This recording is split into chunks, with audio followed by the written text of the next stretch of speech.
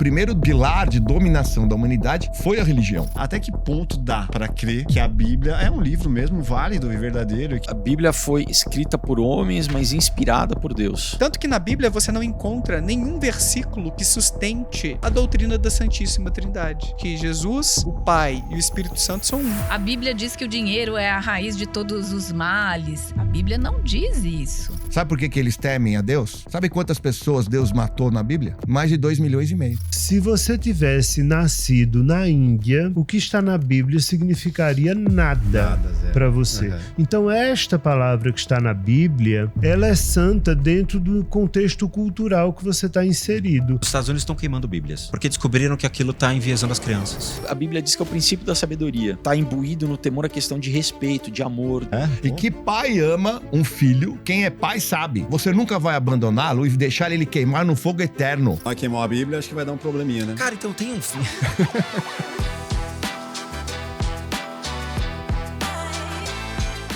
Você realmente acredita em tudo que está escrito na Bíblia? Ou que a gente chama de palavra de Deus, na verdade, é a palavra de quem sabia muito bem o que queria que você acreditasse. O livro mais lido da história foi escrito por homens, com poder, com intenção, com contexto político. E eu separei vários trechos de convidados que nos últimos 5 anos falaram sobre a Bíblia e sobre como sempre foi fácil moldar as palavras ou até a interpretação para servir a quem está no poder. São trechos bem polêmicos e eu quero saber a sua opinião. Então, assiste até o final e fica plugado. As religiões não são um problema. O problema é quando ela é ressignificada de acordo com o que eu quero. A Bíblia foi passada do grego koiné para o latim, dentro da Reforma. Por, obviamente, uma pressão popular monstruosa, por Tomás de Aquino, ou por Santo Agostinho e outros que mostraram as falhas da igreja. Ok, só que quando cada um tem uma Bíblia dentro de casa e sabe, vamos dizer assim, e ler, mas não interpretar realmente as passagens dentro, ele ressignifica como ele quer. É porque dá muita margem para isso também, né? Dá. Nos Estados Unidos estão queimando Bíblias. Então saiu agora tipo uma leva... o livro de Eli, o filme? Os caras estão queimando. Por quê? Porque descobriram que aquilo está enviesando as crianças. A gente tem alguns... É notícia mesmo isso aí? Sim. Tudo que eu tô te falando é fato. Estão queimando Bíblias. Então. As cidades estão... Né? Porque cada cidade americana tem suas leis. Uhum. Então você tem certos lugares ali que estão começando a se rebelar e estão entrando junto com o Senado pedindo para que a Bíblia seja retirada de certos lugares. A gente tem um grupo especial dentro dos cristãos, eu não vou lembrar o nome deles, eles são bem antigos, que distribuíram Bíblias em todos os lugares, hotéis. Pô, você abria a gaveta de um hotel, tinha uma Bíblia. Aí um dia gerou uma treta. Porque foi lá um cara do Islã, dormir num hotel, uma rede grande, tipo um Mercury da vida, abriu e falou, tinha uma Bíblia, mas não tem o Alcorão. Cadê os outros livros aqui? Aí o Mercury falou, uou, tira tudo. Foi lá e devolveu para os caras, falando, eu não quero seus livros. Tá me gerando complicação com povos que estão vindo do Oriente para se hospedar aqui. E isso começou a gerar uma confusão enorme nos Estados Unidos, e os Estados Unidos começou a ver que a igreja obriga a pessoa. Obriga a ter uma Bíblia em casa, obriga a ler a Bíblia, obriga na escola. E começou a tirar isso. Aí, há uns 2 anos atrás, apareceu uma caçamba na frente de uma igreja com centenas de Bíblias queimadas. Os caras estão começando esse movimento. Na Europa, por exemplo, lá é muito legal isso. Acho que foi na Suíça. Queimaram um Alcorão. Um cristão queimou um Alcorão. Vixe, aí é problemático. Aí o que a justiça fez? Prendeu, pode queimar a Bíblia. Ah, é? Liberou. Então você pode queimar a Bíblia. Usou o Alcorão. Se eu queimar o Alcorão, então eu vou colocar uma lei que você pode queimar a Bíblia. Cortou a mão dele? Corta a mão do outro. Não teve esse negócio de cortar a mão, mas então tudo bem, cara, se é direitos iguais, e ao invés de punir o cara, você quer queimar a Bíblia, você queima. Não tem problema. Aqui é crime, claramente é crime, tá? Tem gente aqui que queimou. Se for lá no seu canal e queimou a Bíblia, acho que vai dar um probleminha, né? Cara, então tem um fim. Você tocou num assunto curioso, vou te dar um spoiler. Eu queimei a Bíblia. Não queimei. Primeiro pilar de dominação da humanidade foi a religião. Esse é o primeiro pilar de dominação até hoje. É o principal, porque você pega a fé das pessoas. Por isso que o cristianismo criou o inferno. O inferno não existe. Quando nós olhamos o Velho Testamento, as escrituras sagradas antigas, nunca houve a menção nem de diabo, nem de demônio e nem de Satanás. Não tinha. Não. E nem pecado. Mas havia nem pecado. as chamas e... chamas do inferno. Queimar na chama eterna. Chamas era uma coisa, mas não existiam as figuras. A figura de diabo não existia. A figura do demônio não existia. A figura de Satanás não existia. A figura. Isso não existia. É o cristianismo que colocou isso. Criou um inimigo comum. Tá. Né? Essa é uma estratégia que você tem na geopolítica, por exemplo. É uma estratégia utilizada. Uhum. Quando você quer unir uma massa, Vamos criar um inimigo em você comum. precisa criar um inimigo comum. Nós precisamos odiar alguém. Sim. A Quem direita que nós vamos vai odiar a esquerda. odiar? A esquerda Ou vai quem odiar. é que nós vamos ter medo? Então, o inferno foi criado por Dante Alighieri. O inferno de Dante. E aí a igreja colocou aquilo como o inimigo comum. Nós temos que temer o inferno. Nós temos que temer o diabo, o demônio. É ele que vem te atrapalhar. E muita gente interpreta o temor como um respeito. E esses amigos evangélicos, você tem que temer a Deus. Fala, pô, preciso temer a Deus, preciso ter medo a Deus. Não, só que ele fala assim, não, mas- temer é outra interpretação, Então, mas, não é de ter mas medo. é porque você não é um cara adepto à Bíblia. Não. Então. Sabe por que eles temem a Deus? É. Sabe quantas pessoas Deus matou na Bíblia? Mais de 2,5 milhões. Você tem que temer o Deus Deus da Bíblia. malvadão. Você tem que temer o Deus da Bíblia. Então. Sabe o quando- temer de ter medo, Sabe- né? sabe- Não de respeito. Não, de ter medo. Então. Agora, olha que interessante. O diabo é ruim, não é? Teoricamente, Sim. é o diabo, é o Satanás. Uhum. Sabe, na Bíblia, quantas pessoas ele matou? É. Nenhuma. Qual que Ele é a interfere, lógica? ele interfere Uhum. no medo. Sim. É ele que te faz ser ruim. Tem que- É ele que te faz você fazer coisa ruim. Ele que te mexe a sua cabeça. Ele Uhum. atua no seu mental. Uhum. Mas ele nunca fez o mal. Não existe nenhuma passagem na Bíblia que diz Satanás matou. Mas se você estudar a Bíblia, porque ninguém estuda, nem lê. Eu não... Se estudar, cara, são mais de 2,5 milhões de pessoas mortas. Na Bíblia. Pestes, pragas. Por Deus. Não. Qual- Mandou matar. Mandou matar. Mandou matar. Sodoma e Gomorra. Uhum. Ele queimou as 2 cidades com todo mundo vivo que estava lá dentro. Criança, velho, mulher, jovem. É uma história da Bíblia. Ele mandou queimar. Que sentido que faz? Mandou queimar. Ele transformou, né? Porque tem a história de Ló. Né, que 2 anjos desceram e foram para Ló e falou: você precisa sair daqui porque o negócio vai pegar fogo. Uhum. Tem toda uma história, saiu. Então fugiu Ló, sua esposa e as suas 2 filhas. Quando saiu, os anjos falaram: olha, vão embora, Deus liberou vocês. Só que vocês não podem fazer uma coisa. O quê? Vocês não podem olhar para trás. Tá na Bíblia. Então. Ele fala, segue o caminho. No meio do caminho, a mulher de Ló ficou tentada. Decidiu dar uma olhadinha. Deus transformou ela numa pedra de sal. Puta. Tá na Bíblia. E muitos outros. Mas são muitas outras coisas que estão na Bíblia. Quer dizer, Por uma isso- baita doutrinação. Por isso que teme a Deus. Teme a Deus, porque você vai ser julgado e você pode sofrer sérias complicações, inclusive a morte. Porque se computarmos quem estuda a Bíblia, estudarmos todas as vezes que ele mandou matar, e assim, mandou matar os demônios. Não, irmão. Tem lugar que ele mandou matar velhos, né, idosos, e mulheres e crianças. Não era o demônio. Então, mas aí você conversa com um pastor, muitas vezes ele vai falar assim, isso aí é uma figura... modo figurativo. Não é figurativo, não é, isso aí é interpretação, sempre vai ter... É lógico, eles sempre vão tentar escapar e defender o deles. Até que ponto dá para crer que a Bíblia é um livro mesmo válido e verdadeiro e que tem um fundo ali, uma base de Deus naquilo? Eu acho que essa foi a melhor pergunta que já me fizeram sobre a Bíblia. Pô. Porque eu nunca tinha ouvido essa pergunta, nunca me perguntaram isso, e eu acho que ela representa o que muita gente quer saber.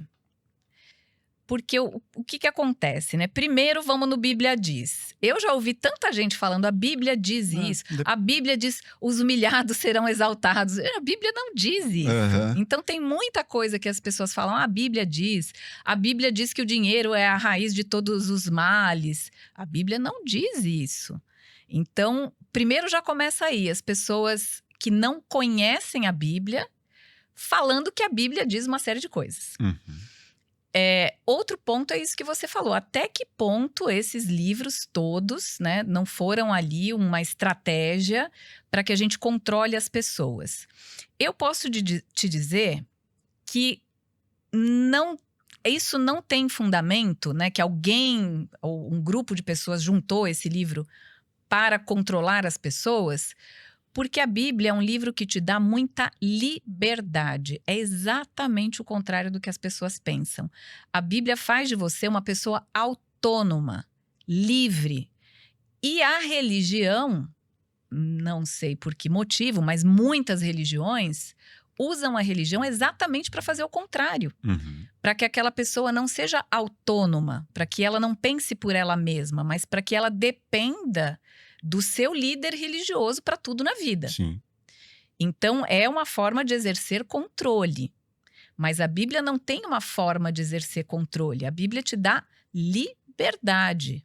Mesmo sendo tão complexa de se entender para a maioria da população, você acha que mesmo assim ela dá liberdade? Porque assim, o que está ali é muito antigo. Então, assim, interpretar aquilo não é para qualquer um. Então, teoricamente, a gente precisa de um intermediário entre o que está escrito e o que vai ser passado para grande parte da população para entender. Uhum. E aí esse intermediário, que já não é o primeiro intermediário, vamos pensar em Deus. Sim. Então lá, Deus, aí Jesus, aí quem escreveu, aí todas as traduções possíveis em cima da Bíblia, até chegar num pastor que vai interpretar todas aquelas traduções, dependendo do idioma, um pastor, um padre, seja quem for, até chegar na pessoa que vai receber essa mensagem. Não é muita tradução e muito intermediário para que dê para acreditar naquilo ali? Ou simplesmente vou acreditar por conta da minha fé, porque preciso de algo maior para acreditar. Uhum. Mas acreditar cegamente assim, é muito complexo, né? Então, qualquer coisa que você acredita cegamente, você sai da sua inteligência e você passa para o fanatismo. E o perigo da religião é o fanatismo. Uhum. É você acreditar cegamente numa determinada coisa. Tem que acreditar desconfiando, então. Você tem que acreditar com seu cérebro ligado. Tá. É isso que eu digo. Você tem que ter uma fé inteligente. Se você tem uma fé descolada da inteligência, você tem fanatismo. Então, as coisas têm que fazer sentido. As coisas precisam fazer sentido. E como falar para uma pessoa que não teve estudo ter uma fé inteligente? Olha, às vezes a pessoa que não tem estudo é quem mais tem fé. É quem mais tem facilidade então, mas de ela se tem uma abrir. fé, mas não necessariamente ela não consegue discernir ali até que ponto. Então, mas aí uma pessoa que não teve estudo, uma pessoa que não tem um nível acadêmico, às vezes, muitas vezes, ela simplifica as coisas que a gente complica. Tá. Então, se você vai lá para o interior do fim do mundo, do Brasil, e você fala com uma determinada pessoa, na simplicidade dela, Tem ela uma sagacidade, entende. né? Ela entende o mundo pela natureza, pelo que ela vê. Tá. Então, é uma coisa que um jovem da cidade não sabe. Ele não sabe nem que a batata frita vem da terra, entendeu? Ele não vem do supermercado, qual é o formato. O problema do cristão hoje é que ele não lê a Bíblia, né? O cristão, ele lê só o que o pastor manda ele ler do Novo Testamento, que não é a Bíblia no original. A Bíblia em original é escrita em hebraico, chama-se Torá, que é formada pelo Pentateuco, que são os cinco livros que Moisés recebe no Monte Sinai, né? Que aí você tem o livro de Gênesis, Bereshit, em hebraico, o livro de Êxodo, o livro de Deuteronômio, nós temos Bamidbar e Devarim, que é o livro de Números, o livro de Levíticos. Então, esses 5 livros que formam o Pentateuco, a Torá, Moisés recebe lá no Monte Sinai. Diria que essa Bíblia é original. Isso é o que foi escrito em hebraico, tá? Essa é confiável. Sim. Então, Gênesis, não é que você vai conseguir ler de uma maneira literal, elas não são para ser lidas de forma literal. Nenhuma literatura antiga, ela tá escrita de forma literal, porque não tinha-se o costume da escrita. Então é com arquétipos, com símbolos, é de uma forma metafórica. Tem uma poesia ali. Porque senão você vai acreditar que jumento fala, Uhum. vai acreditar que o mar abriu no meio. De qualquer forma, você tem que interpretar. Tem uma Entendeu? interpretação. ali. Exatamente. Então, assim, não é para ser lido de forma literal. Né? Quando se fala, por exemplo, nos 7 dias da criação, são 7 grandes eras cósmicas. E aí que está representado o número 7. O nosso universo é setenário. São 7 cores do arco-íris, 7 notas musicais, 7 chakras. Cara, é meu número 7 preferido. planetas. Eu também. É o número do buscador. Todo orçamento eu coloco, nem que seja a coluna dos centavos ali, eu coloco um 7. É o número do buscador. Fechar. Não é o número de maior prosperidade, mas é o número de mais espiritualidade. Puta, não sabia. Você tá sempre protegido com o número 7. Sempre. Que demais. Então, assim, esses livros, né, Gênesis, Êxodo, Levítico, Deuteronômio e Bamidbar, né, que a gente chama números, eles formam a base do Pentateuco, da Torá. Aí, Vic, mas o que é a Torá? A Torá, ela é recebida no Monte Sinai por Moisés, lá quando ele tem essa conexão com o Eterno, com Deus, e ele procura transcrever de uma forma arquetípica, simbólica, os mistérios da criação, que a gente chama de Kabbalah. Isso era uma tradição de mistérios que era passado de mestre para discípulo de forma oral, desde a época de Shilomo, Hameler, Salomão, o rei, desde a época de Davi, de antes de Moisés, né, na verdade, desde Adão, né, quando Adão sai do Éden, né, vem para a matéria, o espírito cai na matéria, ele recebe um livro chamado Sefer Raziel, do anjo Raziel, e na verdade não é nem um livro, é só uma tradição oral de como ele poderia voltar a esse paraíso. O paraíso é uma coisa simbólica, não é um mundo cheio de fadinhas, o paraíso é voltar à sua conexão com o todo. Sentir-se unido ao todo, voltar ao estado primordial do homem, de Adão Kadmon, né? Que é o homem se relacionando em harmonia com o todo. Muito daquela coisa de Spinoza que a gente comentou. Sim. Isso é o ideal da iluminação. É isso que os magos procuram, inclusive. Então, esse conhecimento foi todo passado de mestre para discípulo de forma oral. Quando chega em Moisés, por uma permissão espiritual, ele transcreve, mas ele não transcreve de forma direta, que nem eu te falei, esotérica. Ele transcreve de uma forma exotérica, para o povo poder entender. Né? Você tinha pessoas ali que não tinham nada de espiritualidade, nenhum tipo de consciência espiritual. Então ele explica com historinhas, com narrativas, que tem mensagens por trás. Por isso que eu falo, quem leva a Bíblia no literal não entende a Bíblia, porque a Bíblia não é para ser lida de forma literal. Se você perguntar para qualquer rabino, tem 4 formas de ler a Bíblia, tá? Que a gente chama de pardes, o pomar. Nós temos o pshat, que é a forma literal. Nós temos remes, que é a forma figurativa de ler a Bíblia, arquetípica, através dos símbolos. Nós temos o drash, que é como se a gente comparasse textos, por exemplo, de Gênesis com Salmos, e a gente vê que tem coisas relacionadas e faz um comparativo e chega a uma conclusão. E nós temos uma última forma, que é a forma sod de ler a Bíblia, a Torá. E sod significa segredo em hebraico. Então, sod significa que você vai ler a Bíblia com um viés de um iniciado, não de uma pessoa comum. Né? Tem um problema nisso, né? Tanto a questão da tradução para o monte de... sim. Foi onde aconteceu o erro de Lúcifer. Todos os lugares do mundo que foi traduzido. E outra é interpretação. Você tem lá, tem um livro sagrado escrito, Sim. mas você precisa de um intérprete. Sim. E qual viés que esse intérprete tem? Para onde ele quer levar o seu pensamento? Na dúvida, chegue à conclusão do que faz melhor para você. Não, tudo bem, mas assim, se você vai ou com um pastor de uma igreja católica, ou numa igreja, independente de onde você for, ele vai ter um livro lá que alguém vai interpretar para você, normalmente que não é o certo. No templo dele, na casa dele, e aí você vai falar, pô, mas isso aqui eu não tô concordando. Ele vai falar assim, não, tem aqui na Bíblia, tá escrito. Ele vai pegar lá o que ele interpretou. E o que ele interpretou. A partir da tradução tá para português. Aqui, E aí, normalmente, as discussões com evangélicos, né? Tá escrito aqui, ó. Não tá escrito. Sabe por que não tá escrito? Não tá. Sabe? Deus tá escrevendo? É Deus mesmo que escreveu isso aí? Primeiro que o evangélico, quando ele vai discutir Bíblia, se ele não entende o idioma hebraico, ele não tem que falar de Bíblia, já começa por aí, porque a Bíblia está escrita em hebraico. Mas é a primeira coisa que eles falam. Então, anime da perivrita, eu falo hebraico, então eu posso ler a Torá em hebraico que eu vou entender, né? E segunda coisa, como que acontece o processo de criação de um livro? Por exemplo, esses daqui, o seu livro aqui. Provavelmente ele já foi traduzido. Sim. Um livro que lançou lá fora. Então ele tem conceitos de uma população estrangeira. Sim. Entende? Então a Torá ela está escrita para uma população daquela época que tinha uma outra mentalidade, outra cujas referências simbólicas e arquetípicas eram outras. Então, além de tentar colocar um conceito de uma civilização de 3.000 anos atrás na cabeça de um povo de hoje, ainda a tradução é porca. Então tem 2 tipos de ruídos aí no meio. Sim. Então, para quem quiser entender mesmo de Bíblia, de Torá, tem que ler em hebraico. E uma das coisas que o pessoal mais fala, né, de Lúcifer. 9% não vai... Mas aí que tá o esforço. Aí é que separa o joio do trigo. Uhum. Ah, eu quero ler em português. Tudo bem, você pode então fazer a sua interpretação, tá legal? Você quer acreditar em tudo que você lê ali de uma forma literal? Beleza. Só não empurra pros outros. Essa é a palavra, não sou eu que estou dizendo, tá na Bíblia. Tá, tudo bem.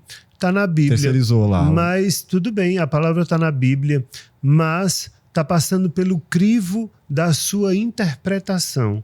Se você tivesse nascido na Índia, o que está na Bíblia significaria nada para você. Uhum. Se você tivesse nascido no Japão, o que está na Bíblia não significaria nada para você. Então, esta palavra que está na Bíblia, ela é santa dentro do contexto cultural que você está inserido. Se você tivesse nascido em outro lugar, em outra família, bastava ter nascido numa família de Higienópolis, bastava ter nascido numa família de Higienópolis, porque eu brinco dizendo que virou o bairro dos judeus, porque só tem judeu em Higienópolis. Não é? Tem muito mesmo, eu acho muito legal, eles mantêm as tradições, eu gosto das tradições judaicas. Pronto, bastava você ter nascido numa família judaica.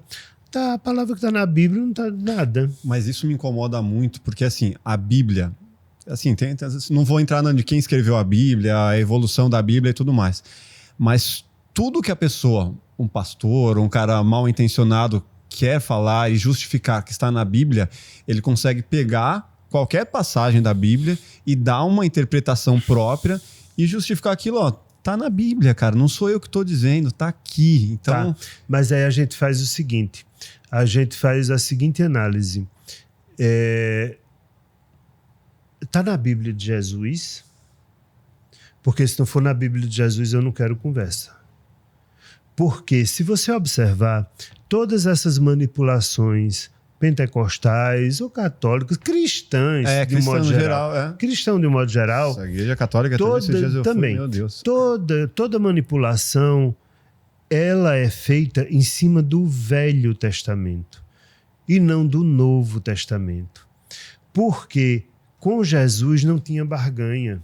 Jesus não trouxe a barganha. Jesus era o seguinte, vamos amar. Vamos amar a prostituta. Você vai jogar pedra? Ué, isso é o telhado, não é de vidro não, para você jogar pedra? Então, não dá para barganhar com Jesus. Mas com o Velho Testamento dá. Se você pegar e for a qualquer culto dessas igrejas, não é citado o nome de Jesus. Jesus não entra na dinâmica. É Deus. Deus e é o Deus do Velho Testamento. Uhum. Jesus não entra na equação. Porque se Jesus entrar na equação, você não consegue vender. Quebra os argumentos. Você não consegue vender. Você não consegue discriminar. Você não consegue manipular. Então, se alguém me diz, está na Bíblia, eu digo qual? É a de Jesus. Se for a de Jesus, a gente conversa. Se não for... Entendi. Não me interessa. Me interessa enquanto questão histórica de toda a vida judaica e da vinda do Messias. Tudo bem, enquanto contexto de entendimento, você tem os salmos, tudo legal. Mas em termos de eu orientar a minha vida, vai orientar pela Bíblia? Tudo bem. Orienta pela Bíblia de Jesus? Aí você não negocia. Aí não dá para negociar, não dá para fazer arremedo de eu lhe dou, você me dá. Não. Eu sou mais radical. Eu não quero nem saber de... Tanto faz o que está escrito na Bíblia. Que seja, mas aí não precisa fazer sentido para você o que está na Bíblia. Uma coisa só precisa fazer sentido para você. A ideia de Amar o próximo. Para mim, amar. Como se amar o próximo como se fosse para você mesmo. Não, né? Tipo... nem isso, porque às vezes eu nem me gosto tanto assim. Entendi. Eu tiro essa parte, eu paro no ama. Tá. Porque às vezes eu até sou melhor com o outro do que sou comigo. Entendi. Né? Então, amar o próximo como a ti mesmo. Não, ama, tá? Porque às vezes você faz coisas horrorosas. Faça com o bem, você. faça o certo, né? Faça. Simplesmente faça. Você não precisa acreditar em nada, não. Porque boa índole não tem a ver com religiosidade. Sim.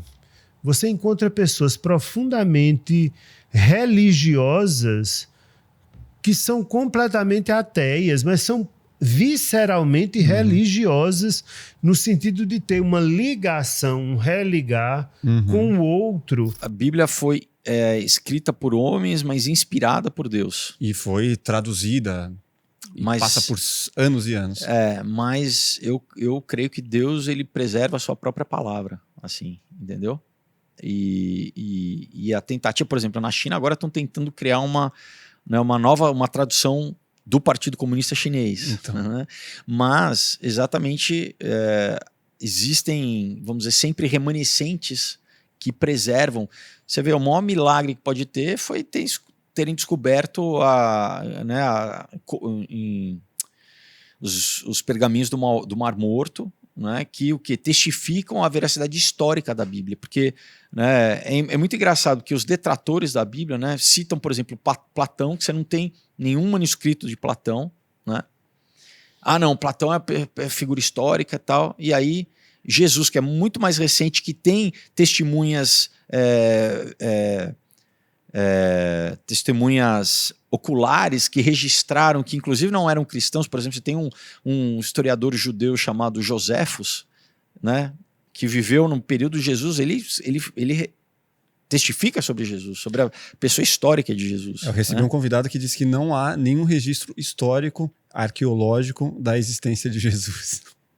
Então, mas é isso, a gente entra num jogo de narrativa, né? Agora, se você pegar que pessoas... cara... Então, primeiro que a passagem de tempo vai, vamos dizer, dificultando, né, a validação histórica. Agora, se você aceita que existiu Che Guevara, né, que viveu há pouco tempo atrás, né? Você não acredita que Jesus, que é o responsável pela criação de um movimento que mudou a história da humanidade, inclusive a gente vive hoje em 2024 depois de Cristo, que mudou o Império Romano, né? E que pessoas, que, né, se fosse uma mentira elaborada, porque tem, né, uma teoria que não, né, os seguidores criaram essa... Todos foram martirizados, o único que não morreu foi João, que morreu de velhice. Pedro morreu martirizado, Paulo morreu martirizado, Tiago morreu martirizado. Os caras acreditavam nessa mentira ao ponto de dar a própria vida, de preferir. O Pedro foi crucificado de ponta cabeça. Né? Então, assim, de novo, né, você tem relatos, né, da igreja, a gente fala igreja primitiva, essa é a igreja do primeiro século, né? Tanto dos apóstolos imediatos, né, a Jesus, quanto os discípulos feitos pelos apóstolos, né? Cara, era morte você ser cristão naquela época. Não chamavam nem de cristão, né? Chamavam de o caminho. O Império Romano matava. Né? Além dos judeus, os judeus queriam matar porque você estava... Né? Era uma palavra que, vamos dizer, ia reformar o judaísmo, né? Que muitos judeus se converteram ao cristianismo porque viram que Jesus era o Messias profetizado biblicamente, né? Mas você tinha a classe econômica e sacerdotal, que era o poder mainstream da época, que era quem Jesus batia de frente, né? Quando você lê nos evangelhos, toda hora ele estava indo contra esse pessoal que estava corrompido, que estava buscando dinheiro, que estava buscando poder secular, entendeu? Que eram falsos religiosos, né? Que eram os fariseus, né? Os fariseus saduceus, mas principalmente os fariseus. Jesus bate de cara com esse pessoal, né? E eles que, inclusive, que vamos dizer, né, arquitetaram para que Jesus fosse morto. Agora, a questão é a seguinte: que a gente vê como Deus porque isso estava profetizado. Por isso que também uma das coisas que mais testifica que Deus ele conduz a história do ser humano é que como que você pode falar alguma coisa séculos anteriormente, assim, né? Você lê Isaías 53, descreve exatamente Jesus Cristo, que inclusive um dos capítulos que os judeus eles proíbem para que eles não ensinam, né, para os judeus ali, porque fica muito evidente, e muitos, né, judeus messiânicos se convertem porque eles leem, eles falam que, cara, é a descrição exata de Jesus, assim, né, porque a gente tem que entender assim que os judeus sempre esperaram o Meshiach, né, que é o Messias, o ungido, que viesse restaurar o poder secular, político, né, como uma figura muito ligada com como Davi foi, como o rei Davi foi, né, que uma época onde Israel dominava militarmente, né, a região e não era oprimida por outros povos, né. Mas a gente esquece do propósito da criação, como Deus criou o povo judeu primeiro para servir de testemunha de como se relacionar com ele para os outros povos. Nunca foi para uma coisa por si só, para o judeu ser, né? Eles perderam um pouco essa visão, né? Isso né, você lê Gênesis, está descrito, né, que em Abraão todas as famílias da terra seriam abençoadas, né? Então Abraão ele foi tirado ali da sua realidade, da sua cultura, que era em Ur dos Caldeus, que era uma cultura, né, politeísta, uma cultura paganista, para o quê? Para começar exatamente. Deus basicamente fala assim: olha, tem muita coisa para trás antes de Abraão que eu não estou entrando aqui, porque houve uma corrupção de exatamente qual que é a verdadeira religião. Religião no sentido de como se relacionar com Deus, o culto, verdadeiro culto, como, não é, ter uma verdadeira conexão com Deus, assim. Então, Deus chama Abraão para instituir uma nova cultura. Tira ele da cidade dele, da família dele, que estava toda condicionada naquele paradigma cultural, religioso. Ele fala: não, eu vou pegar esse cara e desse cara eu vou criar uma nação, né, da onde vieram os judeus, para o quê? Essa nação vai ser uma nação de sacerdotes, né? Vai ser uma nação que o principal elemento dela vai ser o elemento... As pessoas seguem a Bíblia, defendem a Bíblia sem estudar a Bíblia. A Bíblia não é um livro. A Bíblia não era uma vez e conta toda a história. É uma coletânea de livros. Soma, né? É uma coletânea de livros em que o primeiro, que é Gênesis, foi escrito em 1440 a.C. E João, que é de 70 a 80 depois de Cristo, é o último livro. Que é o último evangelho que está lá. Que nem foi escrito por João. Foi escrito pelos joaninos, que eram seguidores de João, que tinham as suas interpretações. Então, quando nós olhamos, isso é fato. Não é assim, o Júnior era teórico da conspiração, irmão. Isso é fato. Isso é estudado em universidade de teologia. Isso é comprovado, são estudos. É que as pessoas seguem algo porque alguém manda seguir e você é proibido de questionar. Sim. Se você questionar, você é expulso. Dependendo da comunidade. Se você questionar, tá vivendo, né? Você está possuído pelo demônio. O demônio está fazendo a sua cabeça. Para eles, a Bíblia caiu do céu, veio por Sedex, escrita por Deus, ou... né? Não, mas não foi assim. Ou então eles acreditam que foi alguns seres iluminados, chancelados por Deus, que falou: irmão, senta aí e... Só segue. Psicografa. Foi psicografado. Porque é a palavra de Deus. Deus disse, aspas. Deus disse. Então, quando nós estudamos, cara, o Deus está dizendo isso. Não é interpretação. É que, lógico, pastor e padre... O mínimo, eles deveriam ser formados em teologia. Se você quer ser um advogado, você faz faculdade? Tem que fazer. De direito. Se você quer ser um médico, você não faz faculdade de medicina? Que faculdade que eles fazem? Qual é a formação teológica que eles têm? O Plugado mudou, e não só de endereço. Agora, além do estúdio audiovisual, temos espaço para eventos corporativos de até 32 pessoas. Em parceria com a Agency, estamos na Berrini, grande centro corporativo de São Paulo. A gente produz vídeos corporativos, podcasts criativos, faz lives e agora também temos um painel de LED fixo de 8 metros de largura que nos permite criar diferentes cenários e atmosferas. Estamos prontos para receber seu encontro corporativo e produzir seus conteúdos. Esse é o Plugado, um novo espaço, mais possibilidades e a mesma essência. Vem produzir com a gente.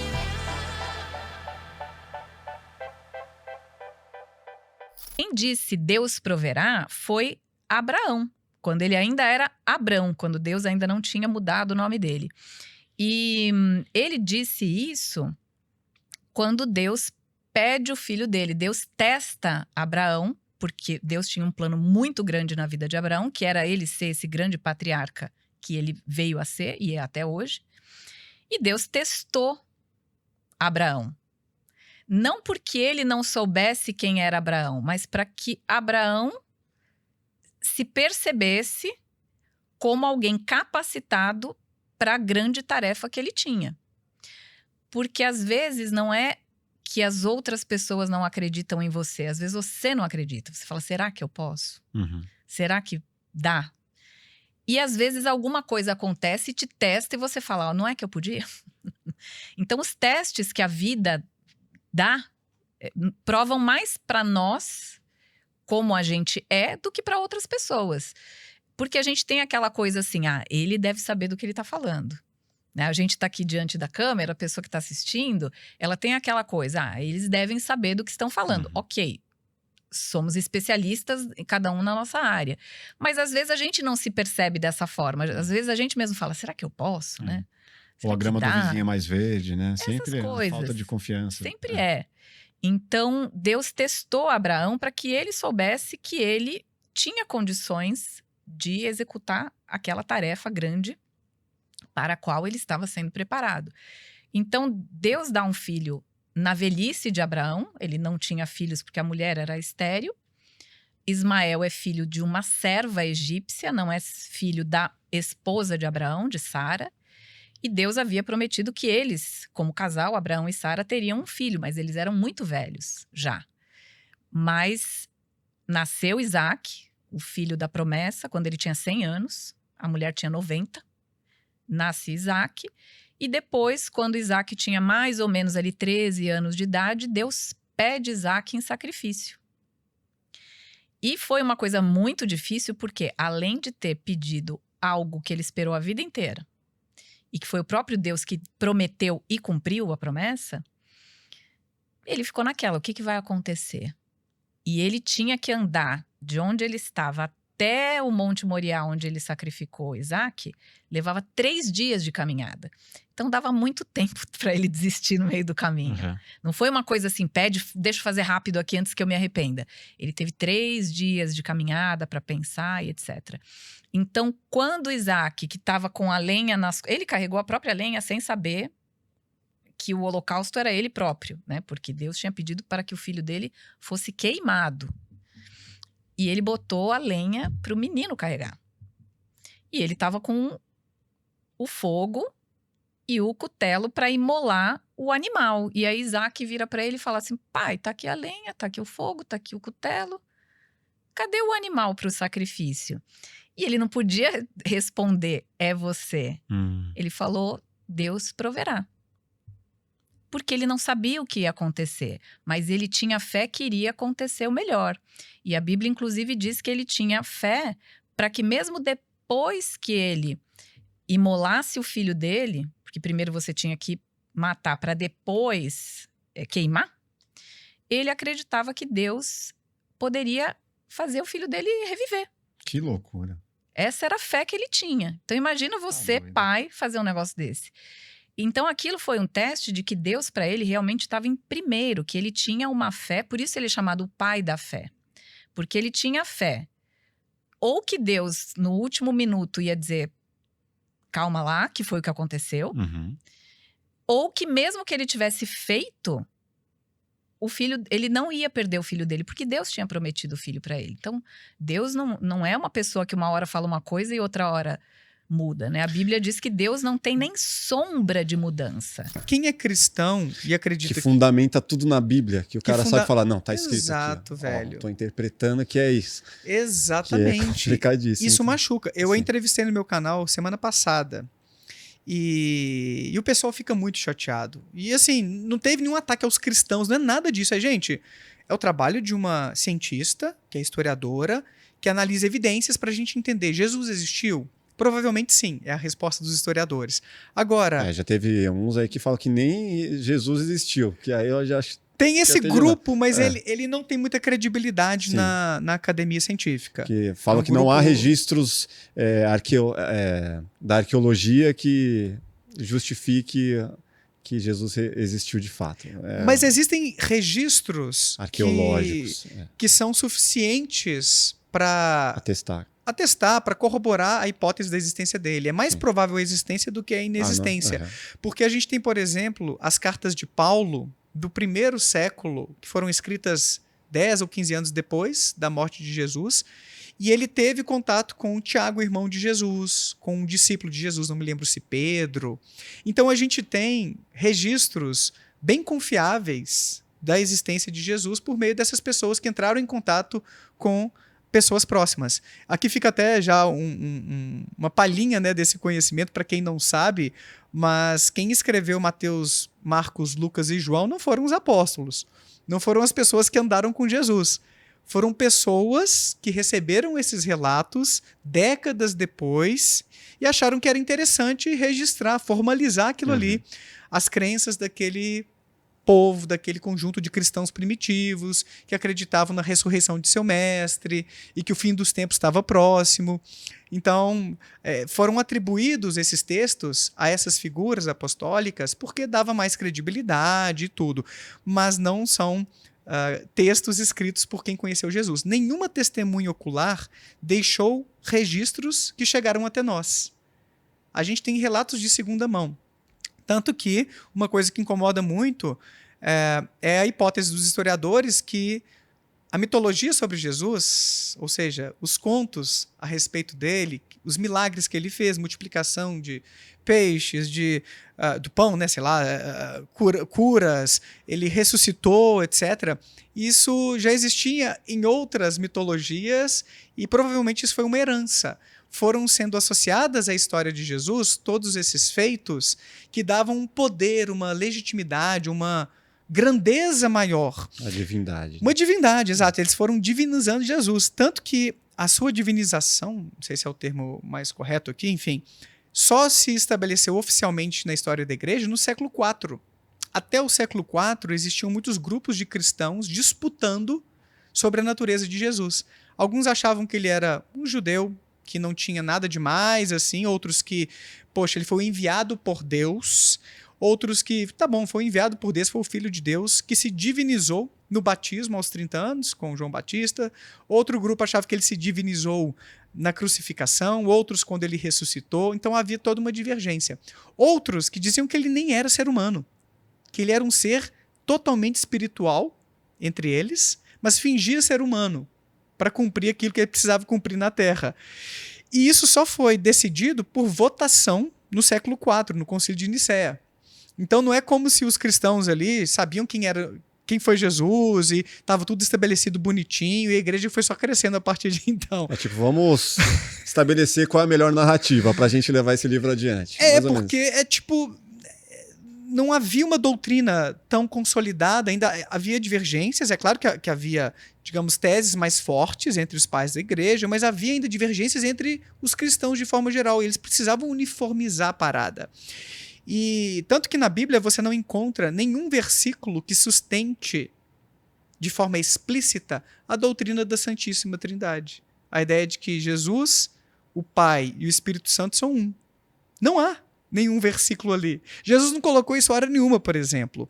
Você encontra na primeira epístola de João 2 versículos que dão substância a essa ideia. Sabe qual é o problema, Carlos, desses 2 versículos?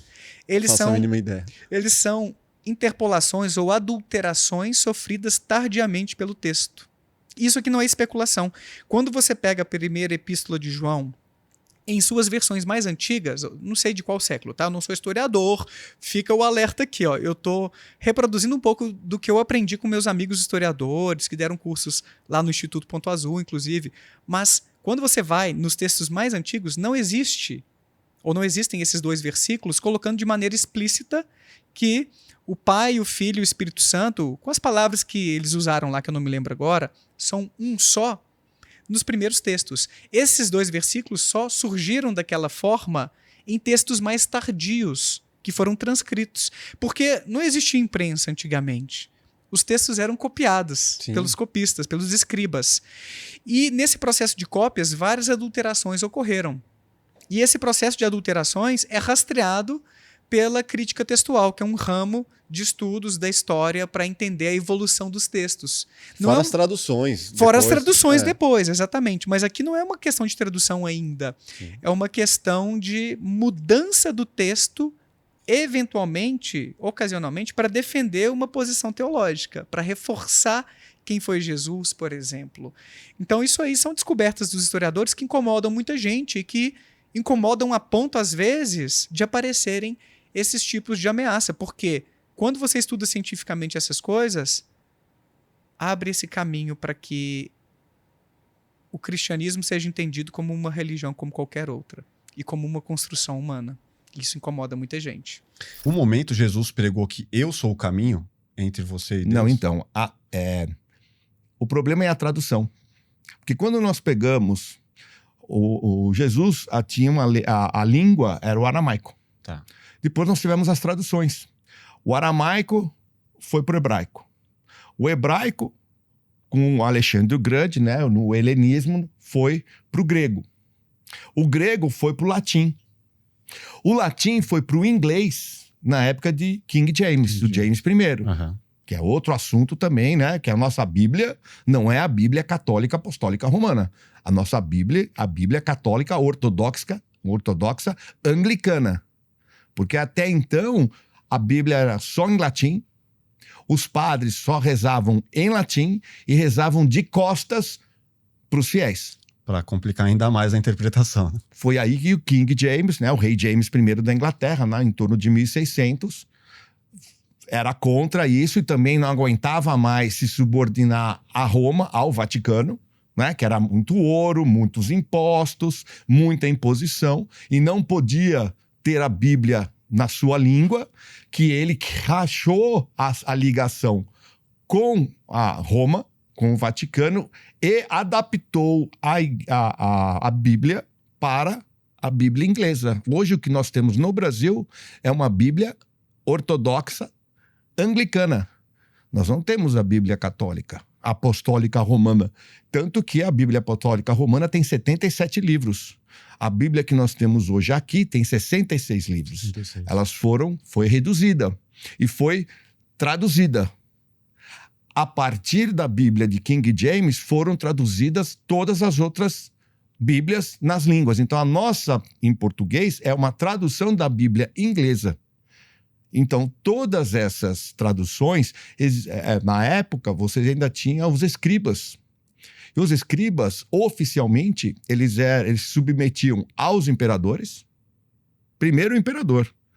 Depois ao clero. Os bispos, os sacerdotes. E eles tinham, na sua profissão, eles tinham tradução livre.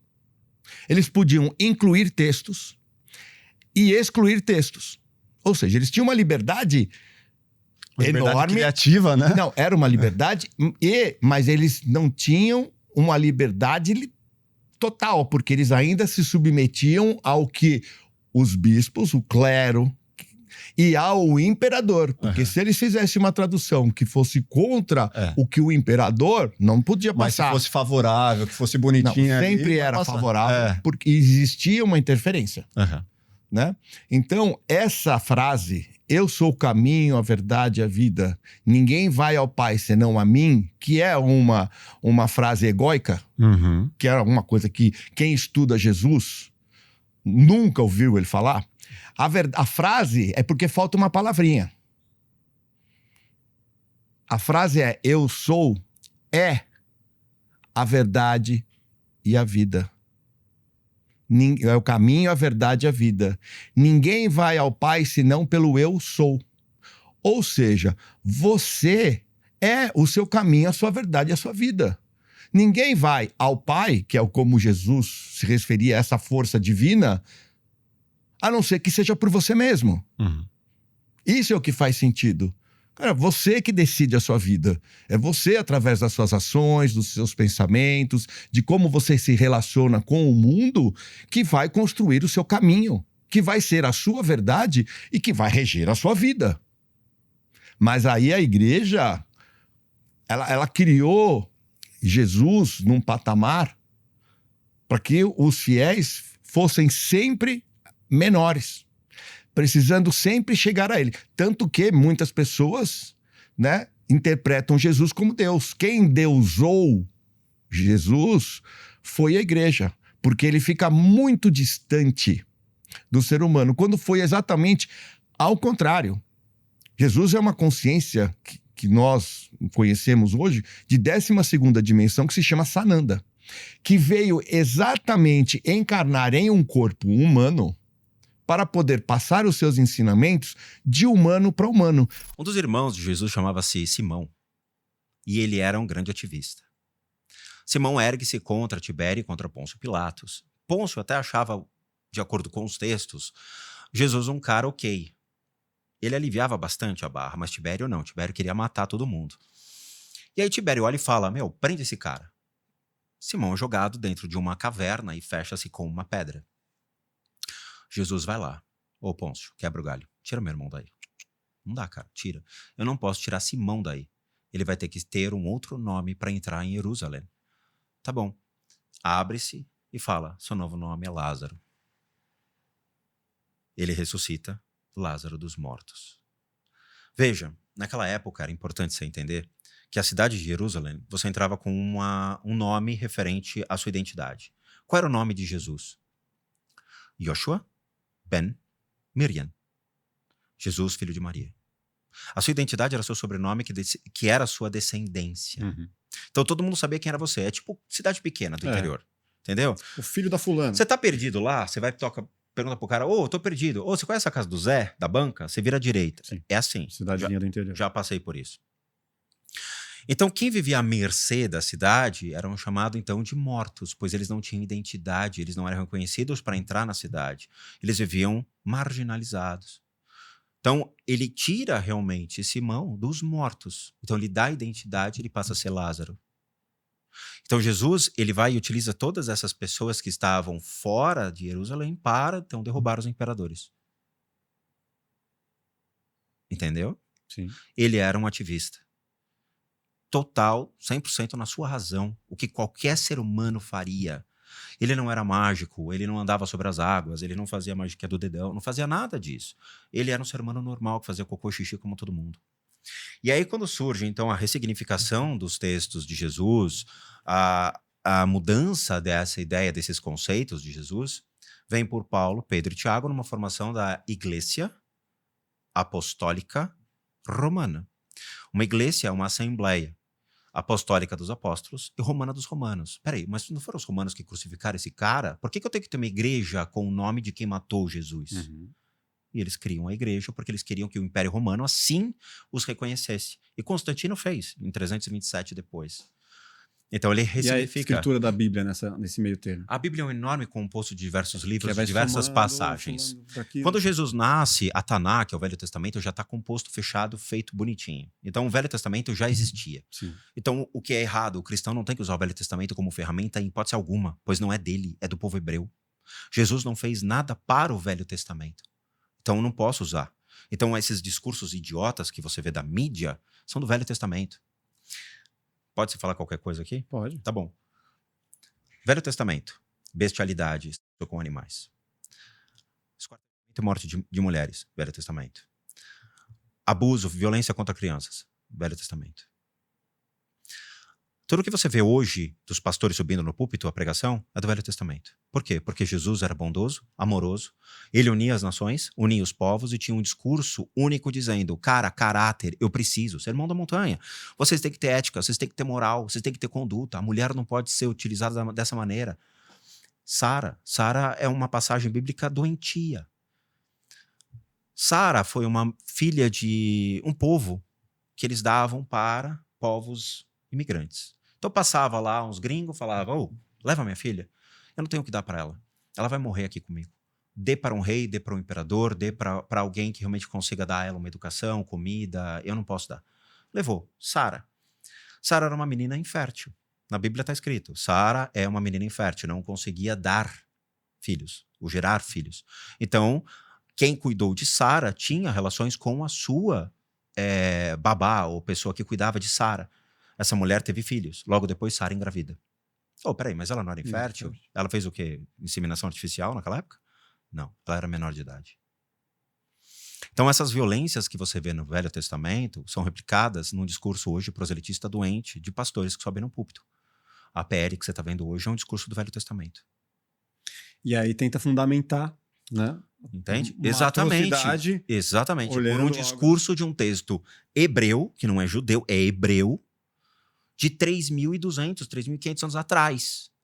Isso me incomoda, porque normalmente essas pessoas, quando elas querem justificar algo, ele vai achar ali qualquer linha de qualquer versículo, de qualquer lugar, não, tá escrito aqui. Exatamente. Então, por isso, eu não acredito que a gente tenha que levar a Bíblia... De jeito nenhum. 2024? Não. Como algo a ser seguido. Não, isso aqui é o livro do Senhor, então tô seguindo por ele. E outra... Peraí, qual a interpretação que você tá tendo disso? E outra, eu sempre falo, ainda bem que ele não descobriu Nárnia. Se ele lê Tolkien, fudeu. A gente vai ter os Cavaleiros de Rohan andando na rua, de novo. Imagina que louco. Os Templários voltam. Eu ia achar até legal ter um leão que conversa, mas eu acho que eles não vão conseguir fazer. Tem um reino de Deus e tem um reino do coisa ruim, né? Como diz o Guimarães Rosa. Né? Tudo que não é aqui é ruim. Tudo que não tá dentro do campo religioso, e o religioso ali é a sua denominação que representa Deus, é do coisa ruim. Porque dito que o demônio é o príncipe deste mundo, né? Isso, Jesus vem na contramão do mundo, logo exatamente. Existe essa separação. E a Bíblia te dá a base para tudo, cara. Você pode provar qualquer uma dessas linhas lendo a Bíblia. E tem um outro grupo que eu fui descobrir depois que já via a realidade como uma realidade que é de Deus, né? Toda ela. Você tem, obviamente, um enfrentamento espiritual, como é que fala? Esses, como aqueles mercenários lá, um exército que tenta suplantar, né, ou tomar o poder, né? Dentro da nossa perspectiva cristã, essa guerra existe. Só que não é uma coisa assim, tipo... de forças iguais, né? Existe um Deus que é maior que todas as outras coisas. Exato. A verdade existe, mesmo que a gente só consiga ver partes dela, e é por isso que existe tanta denominação, porque a gente discorda. Mas a verdade continua lá. Sim. É só nossa percepção dela que não consegue ser completa, né? E agora o que eu tô dizendo, João, é assim, que historicamente você tem grupos que vão se isolar, que veem Jesus contra essa cultura. Você tem... esse paralelo aqui, né? Como se fossem duas avenidas, né? Tem a avenida aqui de Deus e a avenida que não é de Deus. E não dá pra fazer parte das duas ao mesmo tempo. Que aí só que você acaba virando um cara que copia aquilo que tá de baixo para não levar a galera daqui de cima aí atravessar a rua. Então você sempre tem uma... Isso é um filtro. O baile funk gospel que tem, por exemplo, os encontrinhos e tudo mais. Não existe nesse modelo, né, de dois reinos, não existe assim uma postura assim de vanguarda. Sim. Na criação. Agora, tem uma outra tradição cristã que eu me sinto um pouco mais à vontade nela, que não é essa ideia de dois reinos nem de um isolamento, entendeu? Que é de uma presença na cultura, no sentido de cuidado. Se você pegar o mito de Jesus, ele foi criado para representar uma tradição adiante. Começou lá no século I, no século II, né? Tanto que a gente não tem nenhum registro arqueológico hoje que valide a existência histórica de Jesus. Não é por isso que a gente... Nenhuma figuração. Nenhuma. Não, o Santo Sudário já foi desmistificado, não há nenhum registro arqueológico. Tudo que existe são relatos de historiadores. Você pode chamar qualquer historiador aqui. Tudo que existe de Jesus são materiais históricos, narrados, escritos, que só começam 100 anos depois da morte dele. Não tem nenhum contemporâneo dele que falou, eu tô vendo o cara aqui, ó. Existiam relatos da Judéia inteira. Flávio Josefo relata a Judéia inteira. Aí geralmente o pessoal fala assim, mas Flávio Josefo relata no livro Guerra aos Hebreus sobre Jesus. Tem um parágrafo ali que ele fala de um Jesus, filho de Daneu, que não é o Jesus que a gente está acostumado a ouvir, era um sacerdote. E a outra vez que aparece no livro do Flávio Josefo, essa pequena passagem sobre Jesus, foi uma inserção que foi colocada pelo Tácito ou por um outro historiador séculos depois, que pegou o livro do cara, abriu uma página ali e escreveu um relato para ajudar a falsificar a história. Então, não é que eu não gosto do cristianismo, tenho ódio, é que simplesmente não é. Falsificar a história é pesado, né? Entende? É uma história falsa, então. Exatamente. É uma história que foi uma inserção. Hoje, os historiadores chegam a essa conclusão. Não é que a gente é contra o cristianismo, simplesmente é que ele não é mais histórico do que o budismo, do que o tantra, do que o yoga. Todos são avatares, né? Ou canalizados espiritualmente, ou criados pela imaginação humana, ou arquétipos inventados para passar uma tradição adiante, mas não tem nenhuma confirmação histórica, nunca vai ter. Porque quando a gente está falando em historicidade, tem que ter prova. Essa caneca, ela tem que durar 200 anos para pegar um pedacinho dela e falar assim, isso aqui era uma caneca. Não tem nada que sobrou de Jesus. Imagina, uma pessoa que supostamente juntou a Decápolis. Nada. Não tem nada. Nenhum material histórico. Vocês podem confirmar isso em qualquer faculdade de história, Oxford. Não há nenhum registro histórico. Então, assim, especula-se. Mas o marketing foi bom, hein? O marketing foi muito bom. O marketing é bom. Foi muito bom. E o marketing pega. O marketing pega, porque... E você acha que esse marketing ele fez bem ou ele faz mal para a sociedade? Cara, eu não sou contra o cristianismo. Sabe o que eu sou contra? Você pegar esse Jesus e falar assim, o meu é histórico, tá? O meu existiu, o meu é que salva, o seu não. Para mim, Jesus tem o mesmo peso que qualquer outra divindade, qualquer outra entidade, né? São forças da natureza que foram personificadas. Eu acho que o cristianismo fez bem para muitas pessoas que precisavam para largar a mão de vício, essas coisas, né? Às vezes a pessoa realmente... A fé é uma luz. Sei lá, não que ela não possa encontrar isso em outras religiões, mas tem gente que se afiniza com o cristianismo, né? Mas também eu posso dizer que foi por conta do cristianismo que aconteceram as maiores atrocidades na história, inclusive a perseguição ao povo judeu, que é o meu povo, né? Então, por exemplo, muito pouca gente sabe, né? A igreja evangélica, ela foi criada por Martinho Lutero. Já ouviu falar nesse nome, Martinho Lutero?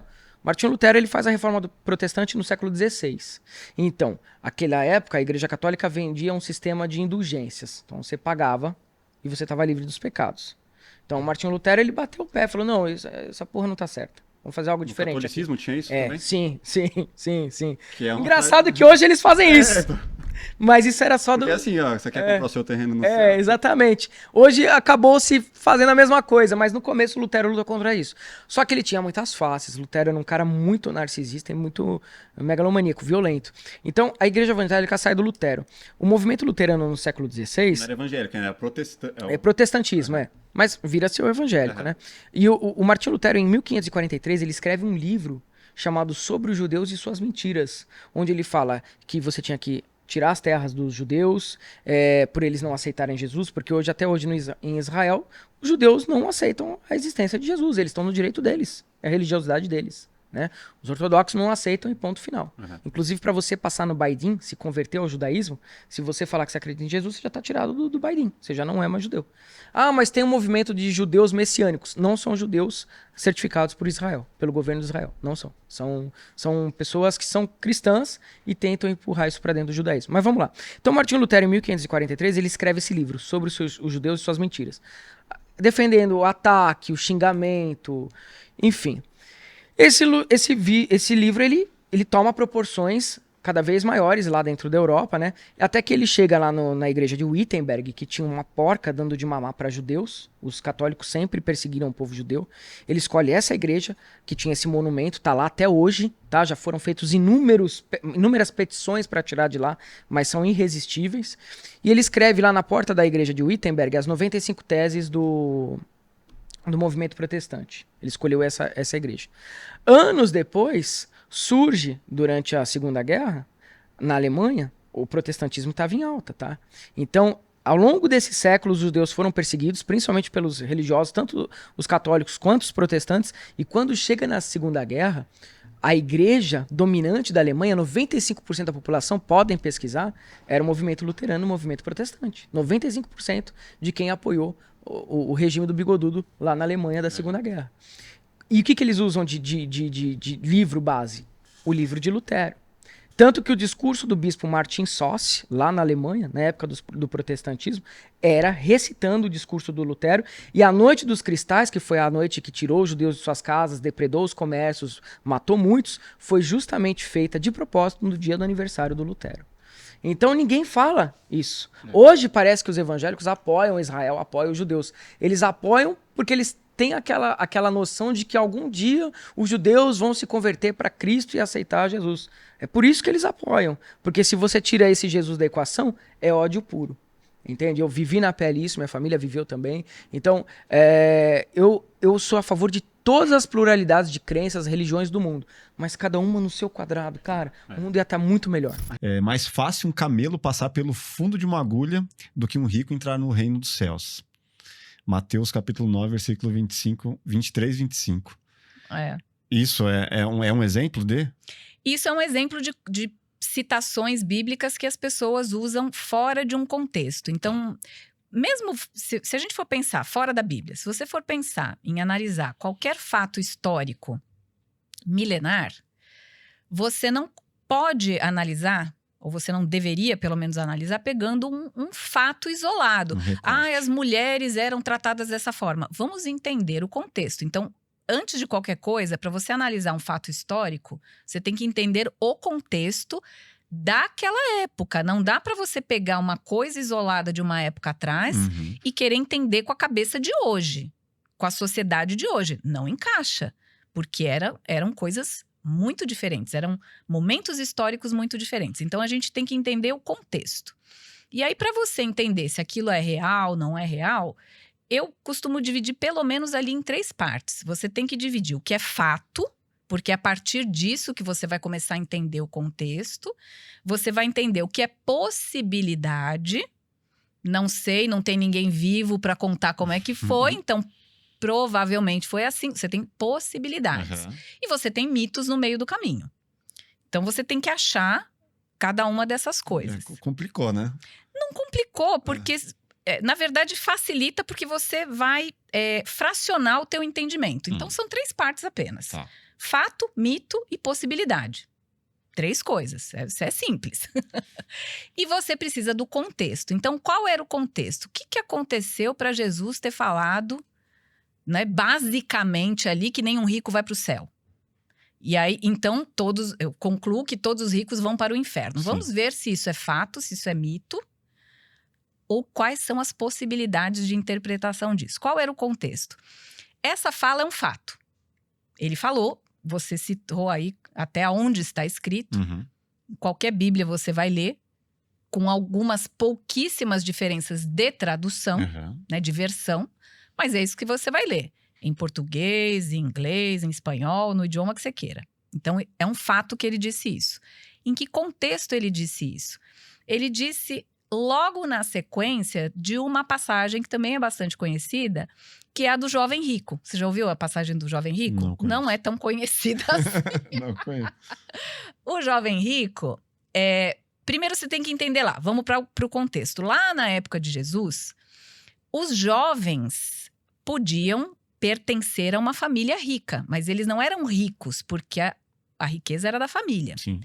Então, para um jovem, que a Bíblia diz que ele tinha muitas propriedades dele, ele era muito rico, ele devia ser herdeiro. Aí vem a possibilidade. Porque a Bíblia não diz ele era um herdeiro, mas é a possibilidade. Porque como que ele era jovem e tão rico assim? Então, a possibilidade que a maioria dos historiadores concorda é que ele era herdeiro. Então, o pai, no mínimo o pai, morreu. Por isso é que ele herdou tudo. E o jovem chega para Jesus e fala, mestre. Quer dizer, era um judeu que considerava Jesus seu mestre. Ele não chegou lá e falou oi e tal. Ele chamou de rabi, ele chamou de mestre. Então ele disse, mestre, o que eu devo fazer para herdar a vida eterna? Então ele queria herdar. E aí você imagina, uma pessoa que herda, ela não sabe o quanto aquilo custou. Não foi ela que construiu aquela riqueza. Então, ele é proprietário por direito, mas não por ter construído aquela riqueza. Conquistado. Não é uma conquista própria. Uhum. Ele conquistou por direito. E quando ele chega para Jesus e fala assim, o que eu farei para herdar a vida eterna? Ele está achando que a vida é assim. É herdar as coisas. Eu só quero saber o que eu tenho que fazer para ter o direito de ir para o céu. De herdar a vida eterna. Porque a vida dele era baseada nisso. Para ele era a maior realidade. Você fala, não, mas esse cara tá fora da realidade. A realidade dele era essa. Viver de herança. E aí Jesus testa o rapaz. E ele fala, olha, para você herdar a vida eterna, você tem que fazer alguma coisa. E alguma coisa muito difícil, já que até hoje você não fez, né? Em outras palavras. Então Jesus disse para ele que ele deveria vender todos os bens dele, dar aos pobres, e aí você vem e me segue. Uhum. Agora você lembrou da passagem. A parte de vender. É essa. Vende tudo que você tem, dá para os pobres, e aí você vem e me segue. Então essa foi a resposta. E ele foi embora muito triste, isso está na sequência aí, um pouco antes dessa passagem que você falou. Ele foi embora muito triste porque ele era dono de muitas propriedades. Então, qual foi o teste? O teste foi para que o próprio jovem visse que Jesus não era o mestre da vida dele. Jesus não era o senhor da vida dele. E que ele não queria a vida eterna, ele queria a vida que ele tinha aqui. Uhum. Então não é que Jesus queria que de fato ele vendesse tudo que ele tinha. Porque você tem que ser pobre para entrar no céu. Não era isso. Foi um teste para que ele visse. Eu chamei Jesus de rabi, de mestre, mas ele não é meu mestre, porque eu não fiz o que ele mandou. Uhum. Se você tem um mestre, a primeira coisa que você tem que fazer é obedecer. Sim. Se você não obedece, ele não é teu mestre. Ponto final. Não tem nem o que discutir. Mas isso foi um teste para o próprio jovem. O que aconteceu depois não se sabe, porque a Bíblia não conta. Na sequência, Jesus disse isso que você leu.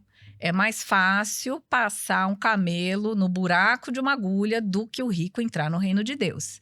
Por que ele falou isso? Porque lá naquele contexto, e até hoje, no judaísmo, em algumas correntes do judaísmo, a riqueza representa alto grau de espiritualidade. O que, na minha opinião, não tem nada a ver. Você ser uma pessoa com alto grau de espiritualidade porque você é rico. Mas existem explicações para isso.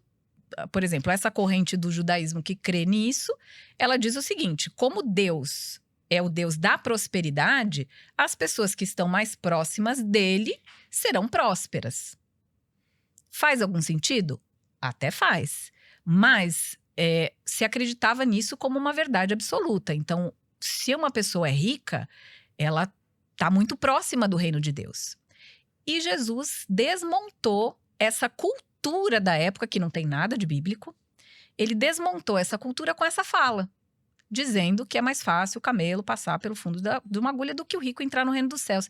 E em seguida, já o próximo versículo desse que você leu, são os discípulos olhando um para o outro, apavorados e falando: então quem é que vai entrar no reino do céu? Porque se nem os ricos, que são os que estão mais próximos de Deus, vão entrar, porque é impossível você pegar um camelo e passar pelo fundo de uma agulha normal de costura. É impossível. E aí, os discípulos chegaram a essa conclusão: gente, é impossível ir para o reino de Deus. Então, se nem eles podem, nós estamos perdidos. Então, quem vai entrar? E aí, na sequência, Jesus fala: o que é impossível, o que as coisas impossíveis para os homens são possíveis para Deus. Ou seja, você vai entrar no reino de Deus através da graça de Deus. Ele torna possível, porque não tem nada que você vá fazer que você vai merecer o reino de Deus. Porque nós não temos merecimento. Você vai pela fé, você vai pela obediência, você vai sendo uma boa pessoa, seguindo o que o mestre determina. Então, se você faz tudo isso, mesmo assim, entenda, você não é merecedor. Porém, o que é impossível para os homens é possível para Deus. Então, a passagem completa é essa. Essa é a explicação mais aceita, que seria considerar a agulha como uma agulha literal, agulha de costura, e um camelo, o animal mesmo. Existe um outro ponto, que é uma questão geográfica, que nem todos os historiadores chegam à mesma conclusão, mas ela existe e de repente é interessante a gente citar. Por quê? Lá naquela época também não havia polícia. Os reinos que eram pequenos, né, tinham reinos enormes, como o da Pérsia, etc., mas geralmente eram reinos menores ali, né, uma cidade pequena, e essas cidades, a proteção das cidades, era o próprio exército formado ali pelos cidadãos, e muros, as cidades mais bem fortificadas eram cercadas de muralhas muito grandes. A Cidade Velha de Jerusalém tem as muralhas, até hoje, são enormes e estão lá. Então, as cidades eram assim. E essas muralhas, dependendo do tamanho da cidade, elas tinham ali vários portões. E eram portões que ficavam abertos durante o dia e eram fechados durante a noite. Portões grandes o suficiente para passar ali os animais, para passar carroças e tudo mais, para o comércio, né, circular e etc. À noite, depois do pôr do sol, os portões eram fechados. Se chegasse algum morador depois do pôr do sol, se chegasse algum mercador, algum hóspede, alguém que estava passando por ali, pedia para se hospedar na cidade, era muito perigoso você abrir os portões enormes e altos. Então, como hoje a gente tem nas nossas garagens ali um portão de pedestre, era a mesma coisa. Tinha uma portinhola ali, um portão menor, que se chamava fundo de agulha. Tudo isso é real. Isso é uma questão geográfica histórica. Então, havia essa possibilidade. E aí, o que acontece? Quando chegava um mercador com um camelo, porque o camelo era o animal que levava as grandes cargas, né? Você andava a cavalo, mas você usava ali os burrinhos, né, para carregar, e os camelos para grandes cargas. Então, quando chegava um mercador depois do pôr do sol, eles não abriam o portão inteiro para o camelo passar montado, né, com tudo, carregado. Eles abriam o fundo da agulha, o buraquinho. Puta, uma outra interpretação. Que também tem a sua razão de ser. Então, alguns dizem, não, Jesus estava se referindo a isso aí. Por quê? E qual seria a continuação? Eles abriam ali essa portinhola, essa porta menor, que dava para o camelo passar se tirasse toda a mercadoria das costas do camelo, se o camelo ajoelhasse, porque o camelo naturalmente ele tem esse movimento de se ajoelhar. Se você já viu um camelo, você vai ver até que o joelhinho dele é todo gastinho, né, tadinho? Porque ele ajoelha até para as pessoas subirem, né? Se você vai em qualquer país do Oriente que faz passeio com camelo, o camelo ajoelha para as pessoas subirem. E na hora que ele vai levantar, você quase morre do coração, porque ele levanta as patas de trás e você fica assim, né? E depois é que ele levanta a frente. Então, o camelo tinha... Primeiro, você tinha que tirar toda a mercadoria, fazer o camelo ajoelhar, e era um sacrifício, porque o camelo ajoelha, mas ele não anda de joelho, né? Então você tinha que empurrar. Era muito difícil de entrar. Então, essas pessoas que vão por essa explicação, eles dizem, olha, isso tinha um fundo espiritual. Por quê? Para entrar no reino de Deus, por mais que você tenha riquezas, você tem que estar despojado dessas riquezas. Você tem que tirar tudo. Você não pode depender da sua riqueza. E o ato de se ajoelhar é um ato de auto-humilhação. Então, é assim, reconhecendo, se humilhando, né? Ajoelhando e fazendo o esforço, que não é só herdar, né? Não é entrar sambando. Tem outras passagens que dizem, né, que o reino de Deus você entra por uma porta estreita, né? A porta que conduz ao reino de Deus é estreita. A porta que conduz à perdição, ela é ampla. Você passa sambando com a galera, com quem você quiser. Mas a porta para o reino de Deus é estreita e apertada. Então, isso as pessoas dizem, é por causa do camelo. O temor a Deus eu não consigo entender. O temor ao Deus, a Bíblia diz que é o princípio da sabedoria. Mas porque não é devemos medo, temer, não é medo, não é medo. Temor tá imbuído no temor a questão de respeito, de amor, inclusive de amor, de admiração. Da mesma forma como você teme o teu pai, você teme o quê? Entristecer, você não teme quando você ama o teu pai ou tua mãe de verdade. Não é tanto, não, porque vai me bater ou castigo. Não, é o quê? Eu vou decepcionar meu pai, né? Eu não quero que ele fique triste comigo, porque eu amo ele. É nesse sentido o temor de Deus. que é o princípio da sabedoria. Então você sabe que, na verdade, Deus sendo o princípio maior de todas as coisas, Deus, né, ele ama, e esse temor, ele é o que? Ele é autobeneficiário, porque, por exemplo, droga. Cara, aquele ditado, né, quem avisa amigo é. Se o pai fala, poxa, por quê? Porque aquilo, obviamente, é autodestrutivo. Então eu tô te prevenindo de, né, você como pai, você não Sim, você vai dar instrução. Você não vai educar suas filhas, você não fala, não bota o dedo na tomada, porque você sabe que aquilo é prejudicial e negativo. Então, Deus é a mesma coisa, é o mesmo princípio, né? Então, né, ninguém nasceu sabendo, né? O ser humano tem essa tendência, a gente nasce, a gente acha que, agora eu sei de tudo, né? Tem todo o universo que veio antes da gente, que se a gente não tiver a humildade de aceitar que existe uma estrutura no mundo que antecede a mim, eu vou estar querendo recriar o mundo da minha cabeça, eu vou querer reinventar a roda toda hora, né? É que tem algumas palavras que falam assim, pô, Deus castiga, hein? Cuidado, Deus castiga.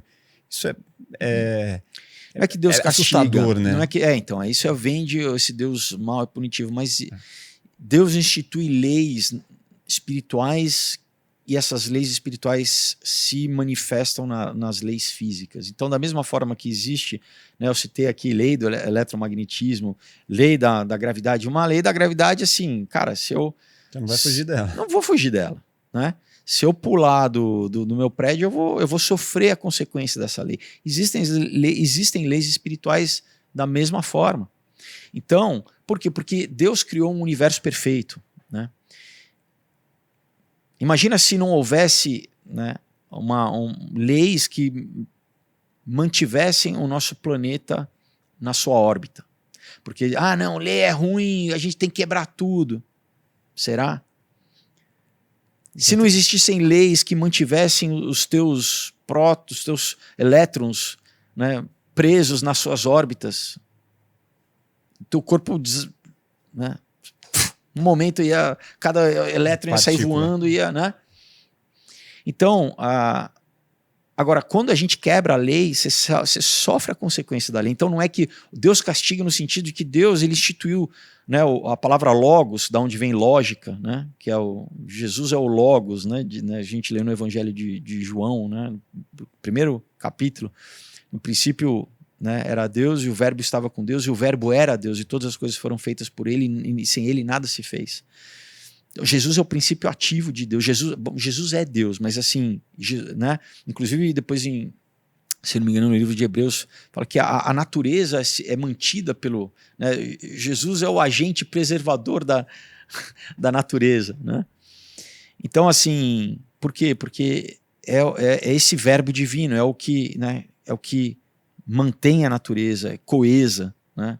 O que estabelece essas leis. Então Deus traduz isso, né, na Bíblia como que práticas sociais, que práticas relacionais, que práticas né, num casamento, como você tem uma sociedade que funciona e que você, né?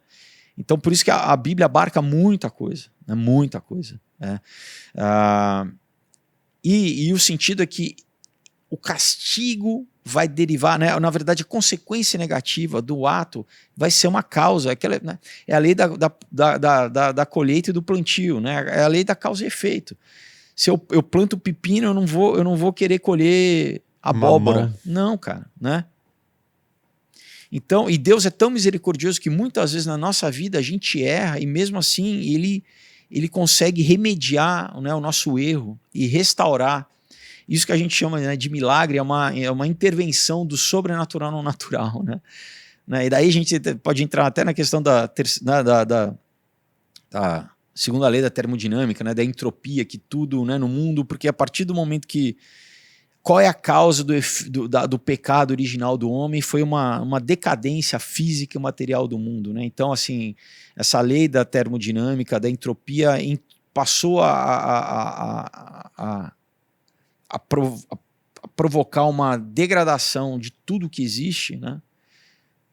Inclusive a Bíblia diz que a natureza, a criação clama a manifestação dos filhos de Deus para que haja uma redenção, né? E quando você lê escatologicamente, a Bíblia fala que sim, que o mundo vai passar, todo o universo, toda a realidade vai passar por uma restauração, mas isso começa com consciência, tudo começa...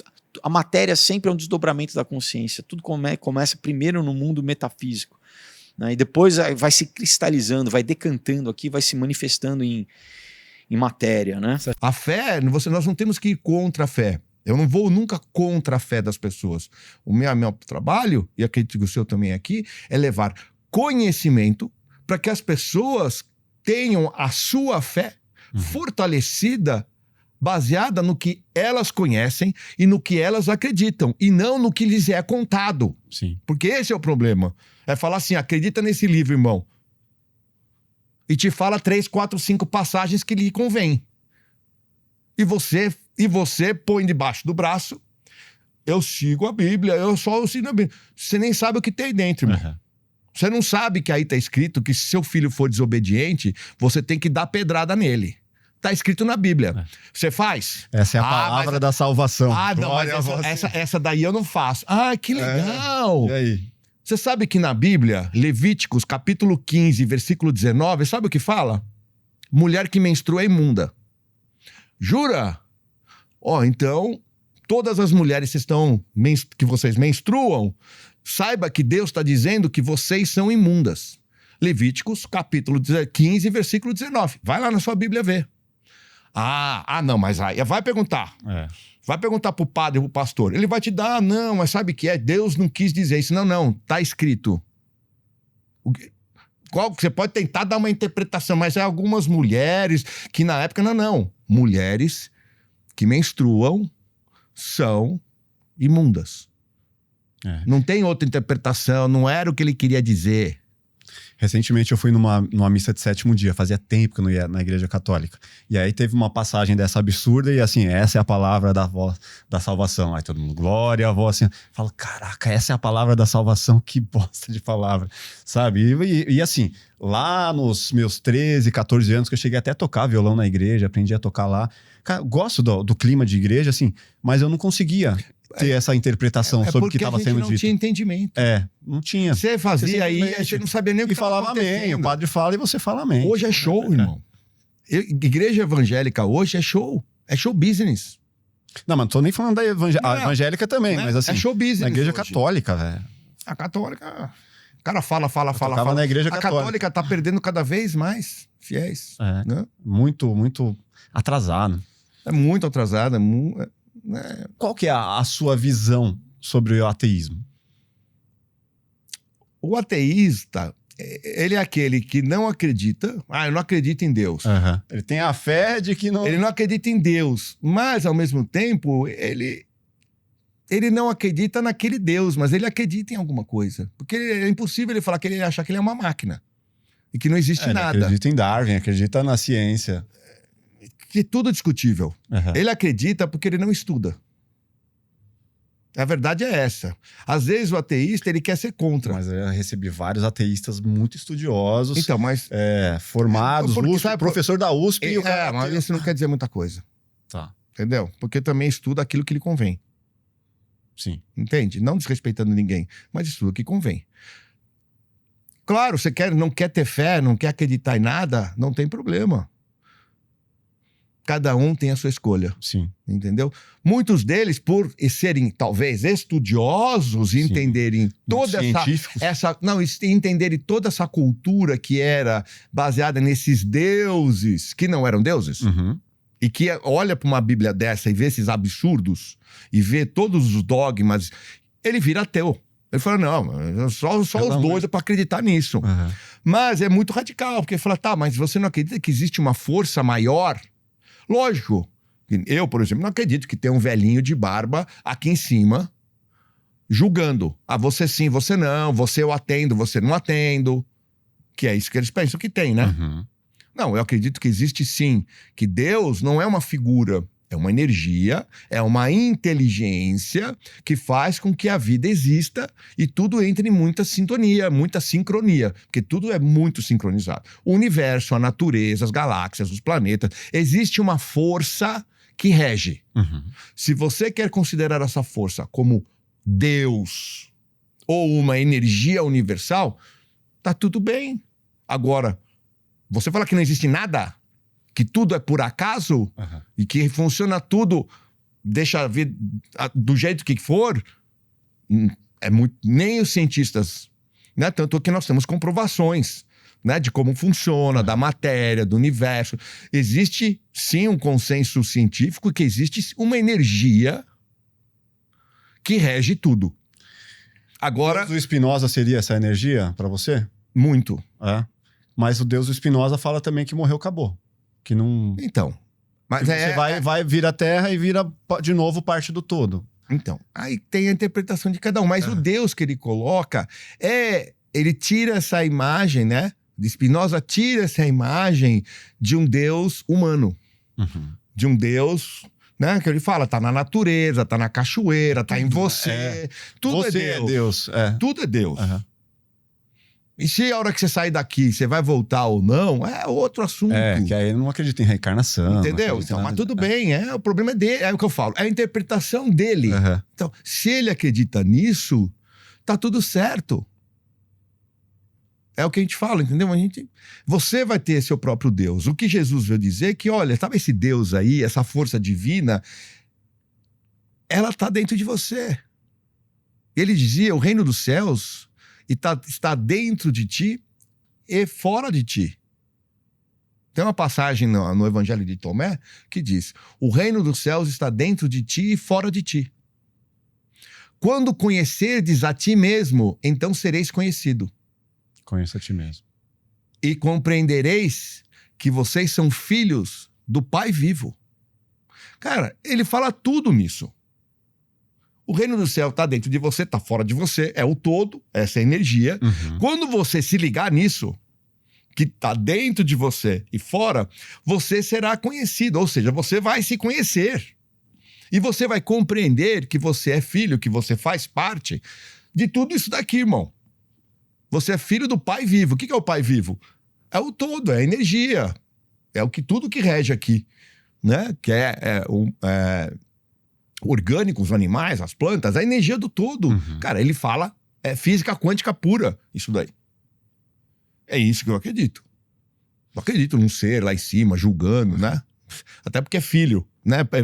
É uma energia que nem o Spinoza diz. A gente, um pai nunca deixaria seu filho queimar pela eternidade. Sim. Que pai é esse? Mas que amor. Não, mas o exemplo... Deus é amor, irmão. E que pai ama um filho? Quem é pai sabe. Quem é pai e mãe sabe que mesmo que seu filho erre, que mesmo que seu filho esteja errado, você vai ajudá-lo. Você vai estar do lado dele. Você nunca vai abandoná-lo e deixar ele queimar no fogo eterno. Sim. Queimar no fogo eterno, irmão. Isso não é sinal de amor, mas nem aqui, nem em nenhum lugar do universo. Sim. Né? Agora... Mas as pessoas não pensam. A doutrina é tão forte, irmão. Eles fazem a cabeça tão forte, Só seguir. cara, que eles não pensam. E você não pode conversar com eles. Eles não estão abertos à conversa. Eu tenho experiência própria nisso. A igreja na história do mundo é muito complicada. Se você pegar a história da igreja, você realmente fica enfurecido com tudo o que aconteceu. Ela tem uma beleza. Os fundamentos de Jesus eram fundamentos verdadeiros. Embora ele seja um ativista, Jesus sempre foi um ativista. Pode ler as obras de Gerd Tyson. Gerd Tyson fala logo nas primeiras páginas que Jesus foi um grande idiota. E Gerd Tyson é doutor em teologia na Alemanha, tá? Com mais de 20 livros escritos em diversos idiomas. Ele é sensacional. Já passamos do princípio que você acredita que Jesus realmente existiu. Eu acredito, existiram 2 Jesus. De verdade. Historicamente comprovado por estudos de antropologia, sim, existiram 2 figuras chamadas Jesus. Até porque Yoshua era um nome muito conhecido. Jesus teve irmãos? Teve. Jesus teve 4 irmãos. Ele foi considerado... Eu vou te contar, vocês vão me odiar, mas tudo bem. A gente, né, estamos aqui para isso. Okay? Você já é amado e odiado na internet. Tem pessoas que me odeiam, assim. É que, assim, quando a gente estuda a religião, a gente não pode colocar o amparo à nossa fé. Tudo bem? Existe uma matéria chamada Ciências da Religião. Eu faço teologia comparada, teologia sistemática, histórias da religião, faço história do cristianismo Então eu sou 4 vezes chato. Quando você pega a história da religião, do cristianismo, ela é uma história muito curiosa, porque ela é cíclica, ok? Então nós temos um povo chamado hebreu. Esse povo hebreu foi um povo escravizado pelos egípcios, e eles mataram os egípcios, ok? Mataram um grupo de egípcios, os egípcios se levantaram e falaram, ô, peraí, nego, agora tu vai apanhar. E eles saem correndo pro deserto, desesperados. Então ficam lá 40 anos vagando até achar um lugar, falando, vamos ficar por aqui. Vamos fundamentar essa cidade chamada de Jerusalém. E aqui nós vamos construir os templos e tudo mais. Templo de Salomão, e vamos ficar por aqui. O romano desce e fala, opa, encontramos um lugar legal, uma cidade já montada pra gente. Então veio todos os imperadores, vieram os romanos e, de novo, ataca o povo hebreu. O povo hebreu fica limitado, é utilizado como escravos, eles são menosprezados, ofendidos e muitas vezes mortos. Quando Jesus nasce, num gap de 400 anos entre o Velho Testamento, que já estava fechado com os seus livros, então você tinha lá Gênesis, Êxodos e tudo mais, para 400 anos do nascimento de Jesus. Jesus nasce, olha e fala, o que está acontecendo? Já temos 3.000 hebreus crucificados por Tibério, o imperador romano, porque ele crucificava por hobby. Então começa uma guerra civil. Jesus ergue-se, junto com outros apóstolos, eram cerca de 80 apóstolos, alguns permanecem e eles lideram o povo para derrubar os imperadores. Consegue? Não. De acordo com Ger Tyson, não sou eu, de acordo com Ger Tyson, quando o Tibério vê aquela bagunça, e ele tentando dar golpe de Estado, tirando os romanos, coisa que ele estava absolutamente correto, porque a Terra Sagrada não podia construir arqueodutos, os caras construíram um cemitério, não poderiam construir cemitérios, transformaram aquilo num comércio. Tibério fala, quem está coordenando isso daí? Aí vem Jesus. Eu. Quem é você? Eu sou o líder desse povo. A matemática é simples.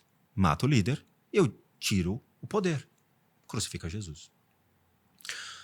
Há uma controvérsia sobre a crucificação de Cristo nessa época. Nem era Cristo, ele ainda era Jesus. Cristo ele se torna depois. Acredita-se que Cícero, em uma especulação, não é da minha parte, mas sim, de literaturas, acreditam que Cícero foi crucificado no lugar de Jesus. Cícero foi o cara que carregou a cruz. Lembra? Jesus dá caiu aqui o negócio. Para mim era Jesus. Troca. Cícero carrega depois. Uhum. Então acredita-se que, não sou eu, acredita-se que Cícero foi crucificado e Jesus então sai com Maria e com 2 filhos embaixo do braço. Sim, ele engravida Maria Madalena e ele tem 2 filhos. E aí acabar entrando em outros critérios da história que são aí teoria da conspiração, que a gente não sabe se realmente é verdade ou não, sobre registros dos filhos de Jesus na Europa e tudo mais. Então, assim, a linha tênue da história é complicada, ninguém tinha uma TechPix para poder gravar o que aconteceu. Sim. Então acredita-se nisso, tá? Poder da igreja. Você lembra das cenas de todo mundo reverenciando os grandes imperadores romanos? Eles obrigavam as pessoas a tratá-los como Deus. Por quê? Quando eles viram o povo hebreu eles têm duas formas de representação de um Deus. O Deus metafísico e a expectativa de um Deus, que seria a representação do ser metafísico na Terra. Então eles acreditavam que tinha alguém lá em cima. Veja, há 3.000, 4.000 anos, os caras não tinham nada. Então eles tinham uma expectativa de vida muito baixa. Então precisava realmente ter um alicerce de fé necessário. Então eles olham para cima e falam, cara, se tem alguém aí, me dá um help. Então eles criam, obviamente, os livros deles baseados numa estrutura de um Deus único e uma representação de um Deus na Terra que nunca existiu. O imperador olha aqui e fala, ei, eu tô te dando casa, comida e roupa lavada, amigão. Você tá morando na minha terra, você tá frequentando a cidade que eu tomo. Você tem que reverenciar a minha pessoa. Então ele passa a reverenciar o imperador como a representação do Deus. Quando vem o cristianismo, Jesus é contra isso. Jesus ressignifica tudo o que aconteceu naquela época. Então, a circuncisão, não quero. Sacrifício de animais, não quero. Então, ele cria um Deus bondoso contra um Deus ruim do Velho Testamento. Então, a gente tem 2 representações de Deus. O pior é que, com a passagem da Bíblia em outros idiomas, do grego koiné para o latim, há muita ressignificação entre a palavra Lord como Senhor e Lord como Senhor de uma terra. Então, você não sabe que Lord você está trabalhando. Isso é uma complicação. Quantos deuses tem na Bíblia? Faço a menor ideia. El Shaddai, Yukurgal, Enlil, Nenlil, Baal. Peraí, a gente já tem 6 representações de Deus? Sim. El eram os senhores que moravam no topo de uma montanha. era o Altíssimo. Ele não era o cara lá de cima como um ser metafísico, é o cara que morava em cima de uma montanha, que ele era o imperador da montanha. Ele era chamado de El, ou o Altíssimo. Quando você tem Enlil, Ninlil e o Kurgal, eles eram os senhores da Babilônia, da Mesopotâmia. Eles que comandavam o Tigre e o Eufrates. Quando você fala de Baal, ele era o senhor de Baalbek. Ele não era o demônio? Não. A igreja que quis colocar ele como demônio. Ele era uma pessoa normal. E aí, então, quando você tem essa questão de ressignificar o Deus hebreu para uma pessoa, Jesus se nega. Acredita-se que a igreja foi fundamentada 50 dias depois da morte, da crucificação de Cristo. Então, ali foi o primeiro sinal do fundamento de uma criação da igreja. Por quê? Porque eles rezavam no mesmo idioma. Foi a primeira manifestação em línguas da história. Oh, mas espera aí, como assim? A lógica da razão era um intercurso, pois eles descem a Palestina para ir para o norte da África. Então, todos os povos passavam por ali, por isso era um grande centro comercial. Uhum. Quando desce, os povos passam pela cidade de Jerusalém e tem um momento lá triste de ver as pessoas crucificadas, eles rezam junto. Então, o uníssono da reza marca o início da igreja. Então, você começa a ter a primeira manifestação apostólica da igreja pelos apóstolos. Então, o homem não consegue se justificar perante Deus. O homem precisa da salvação. Não é fácil o que tu queres, pois é tudo. Exato, entendeu? E esse é exatamente o outro lado, né? Que volta, a gente volta ao tudo esse é o ocultismo, que você vai se tornar Deus, você vai se aprimorar, você, né? Você é o centro. Você é o centro, você é Deus, entendeu? Agora, o cristianismo é a única religião que realmente propõe, que fala o seguinte: não, eu sou falho, né, a minha condição humana é de propensa ao erro, propensa ao egoísmo, propensa à depressão, né, a vício, o que for, é falho, eu preciso ser redimido, eu preciso de um agente externo que intervenha, né? O cara que está se afogando, que se alguém não jogar uma corda ou jogar uma boia, o cara vai morrer, porque se ele soubesse nadar, ele não ia estar se afogando. Sim. Então, né, eu preciso de um agente externo. Quando eu falo, ou eu vou me salvar pela tecnologia, eu tô o quê? Abrindo mão, eu falo, não, eu vou conseguir me salvar. O cristianismo fala, não. Deus, sabendo que o homem, né, ele abriu mão da sua identidade, né, espiritual, e ele escolheu o caminho do conhecimento do mal, né, para o quê? Que isso, quando a gente lê da forma mais arquetípica e mais simples e ao mesmo tempo completamente profunda, né, quando você lê em Gênesis 3, quando, né, a serpente fala para Eva e para Adão, primeiro para Eva e depois para Adão, né, que se ela comesse do fruto do conhecimento do mal, que é o conhecimento do bem e do mal, na verdade o homem só conhecia o bem, então o conhecimento do mal, ele ia ter esse conhecimento e abrir os olhos, ele ia ser como Deus, ele não ia morrer, ele ia ser imortal, basicamente ser como Deus, né? Deus tinha falado para o homem que, olha, você pode comer de toda a árvore daqui, inclusive da árvore da vida, que tipifica Jesus, você já pode ser eterno, você já tem a minha imagem, né, que eu já criei em você, a tua imagem ainda não foi distorcida, então você vai ser um ser imortal comigo aqui, né? Você só não pode comer dessa árvore que é o quê? É o conhecimento do mal. E o inimigo das nossas almas, né, que a palavra Satanás vem de Hassatan, que quer dizer adversário no original, é isso, né? É um ser que, não conseguindo atacar Deus, ele ataca o ser humano e para atacar Deus por tabela, né? Entendeu? Sim. Ele fala exatamente o contrário de Deus. Ele meio fala, não, é porque Deus é malvado. E essa é a base da gnose, né? Que Deus é o demiurgo que aprisiona o homem. Então, né, Prometeus é o que traz o fogo dos deuses, é a ciência que emancipa o homem. Da onde vem todas essas figuras de linguagem? Ao iluminismo, vai iluminar. Tudo isso é ligado tudo ao satanismo, que é isso, assim.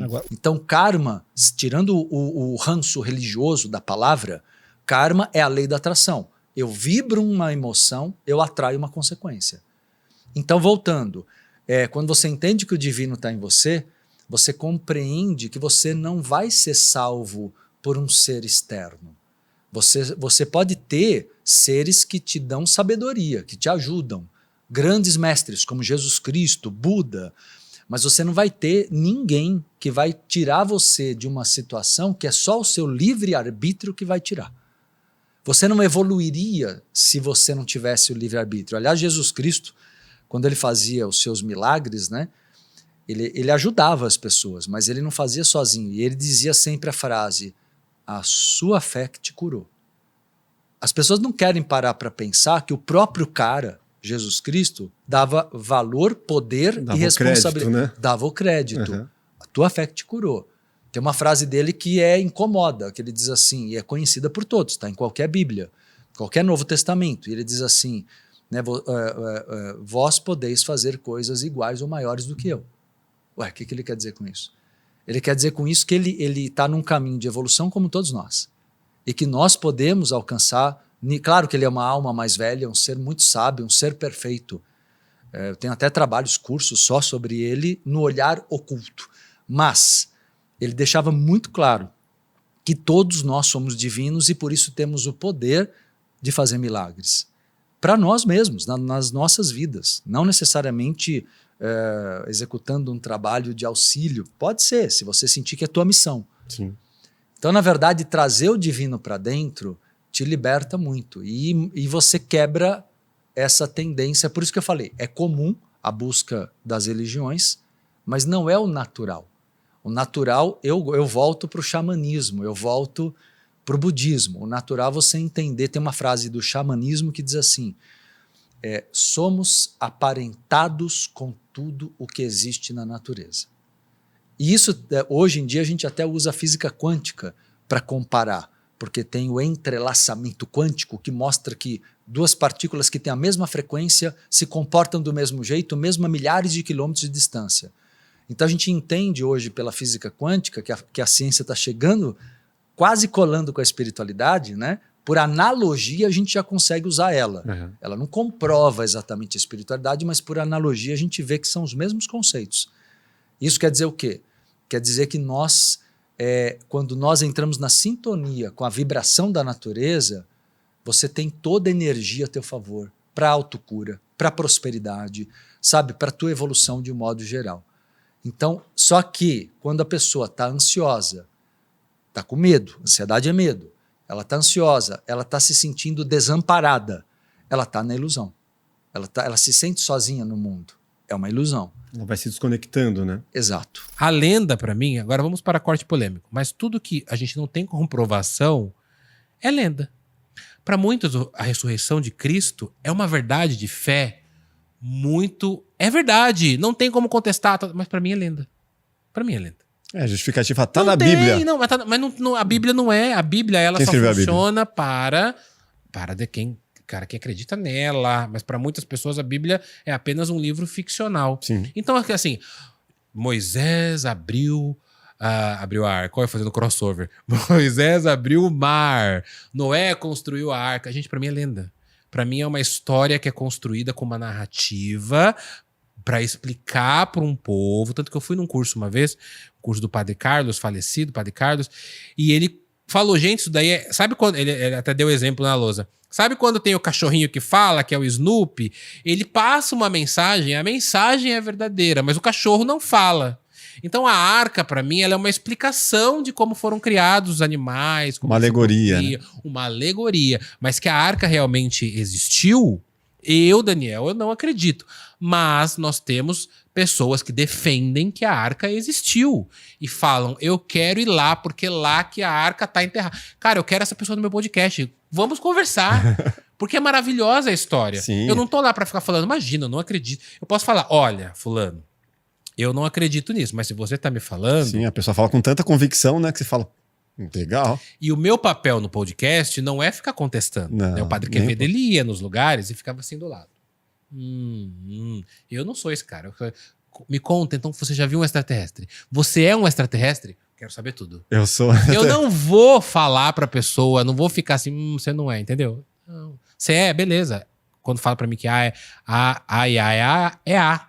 isso. Não vou contestar. Então vamos lá, eu quero saber a sua opinião sobre isso. Diga nos comentários o que você achou, você acredita ou não, é a palavra de Deus mesmo, não é? Se inscreva no nosso canal, deixe seu like e até o próximo Plugado Podcast. Grande abraço. Valeu!